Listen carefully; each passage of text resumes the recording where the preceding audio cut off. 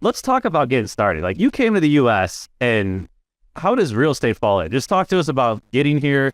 What was your situation and just take it from there. Step one. Wonderful. So, my,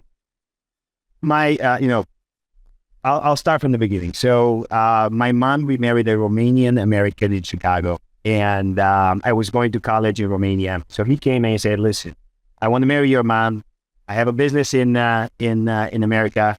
Come in and finish your college here." Well, I just finished watching the American Pie movie, so you can only imagine you talk to a 20-year-old to go to college in America. I'm like, okay, sign me up, right? So I sold all my belongings for a whopping $100, and I moved to U.S.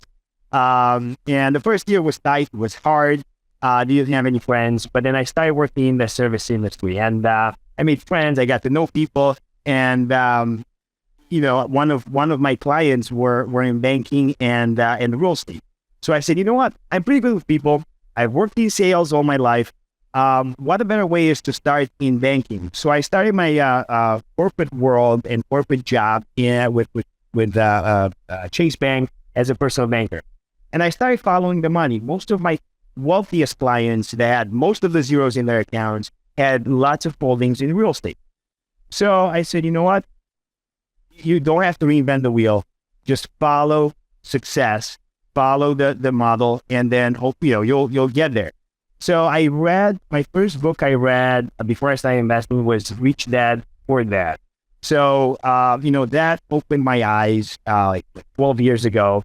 And I started consuming, that's before Bigger Pockets, before, Brandon was popular and David Green were writing about the first strategy.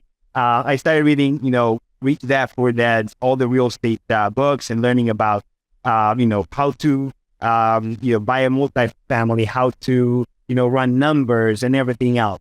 So one of the books was saying, hey, you need to have a good team on your side in order to be successful. So what did I do? I barely had any money. I sold my car. So I had a brand new Scion PC, and I was hustling. I paid it off, and I was so proud. But I said, you know what? This is a liability because I read in the book it's not an asset. So I sold it. I rode my bike to work every day. Luckily, there was a shower in my office, so I didn't look like crazy. I was in the best shape of my life that time. And I sold my car, and I had $19,000 in my bank account. My wife had a inherited IRA, and I read, and I said, okay, I can use 10 grand of it without paying taxes. So I have $29,000 to invest. So now I consumed everything you can imagine about the FHA 203K loan. I said, I'm going to learn. I need to know the process in order to, buy a multi-unit in Chicago. I wanted to house hack before house hacking was, basically trademarked by Bigger Pocket.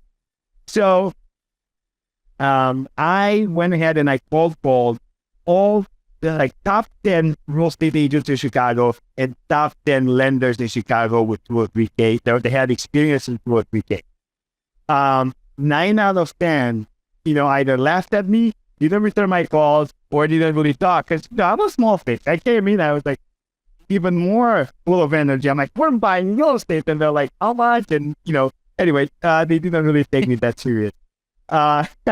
So finally, I found two amazing humans that spent the time with me and said, okay, we'll pre-approve you, walk me through the process, walk me through the whole, 203K, every step of the way. I found a fantastic HUD inspector and advisor, and that's how I bought my first 3-plat, which is at Rockwell, 1215 North Rockwell, so in East Humboldt Park.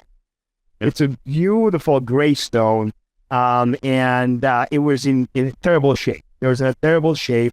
Luckily, the 203K program allowed me to, basically we did a gut recap. New kitchens, new bathrooms, new floors, new windows, absolutely everything.